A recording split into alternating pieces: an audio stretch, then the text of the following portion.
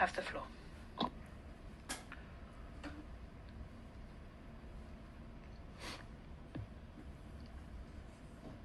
Thank you, Mr. Chairman. I'm obliged to take the floor in response to the statement just made by the representative of India.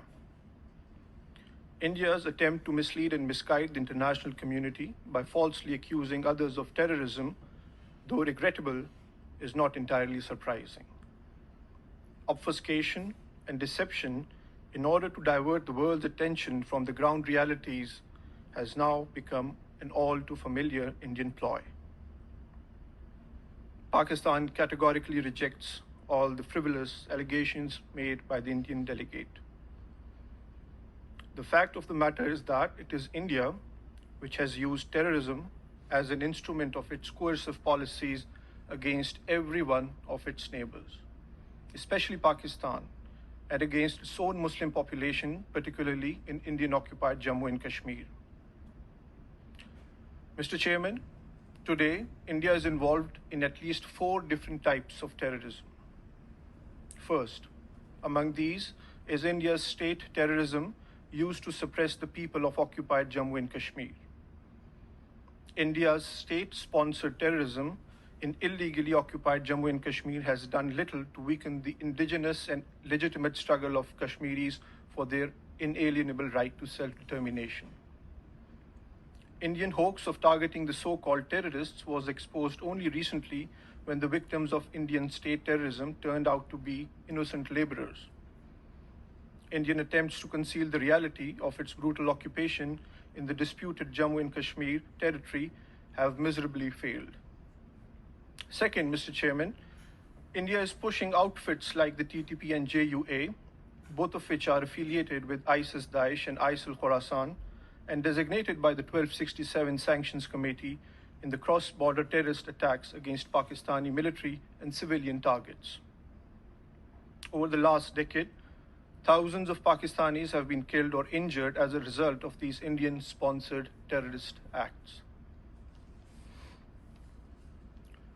Thirdly, India is financing and organizing secret mercenary terrorist organizations based outside our borders to conduct attacks in Pakistan to impede the implementation of the China-Pakistan Economic Corridor, which is a flagship project of the Belt and Road Initiative.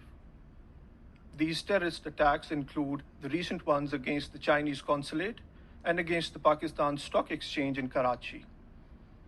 The captured Indian spy Kulbhushan Jadhav had earlier confessed to organizing such terrorist activities inside my country.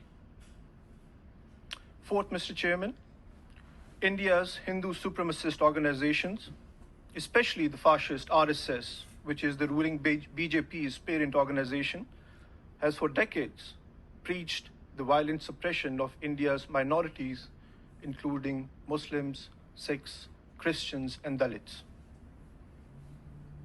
May I remind the Indian delegation that Mr. Modi, a lifelong RSS member, was responsible for the pogrom in Gujarat in 2002, which killed 2,000 innocent Muslim children, women, and men. As the world has witnessed, these anti-Muslim pogroms were repeated in Delhi earlier this year. It is a fact, Mr. Chairman, that Mr. Modi was also denied a visa to the US until he became the Prime Minister of India.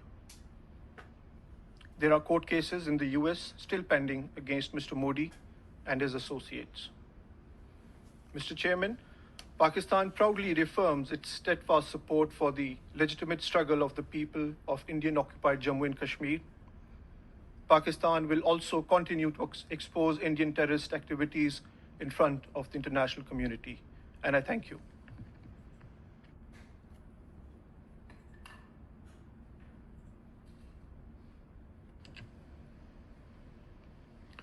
Agradezco a la delegación. I thank the delegation of Pakistan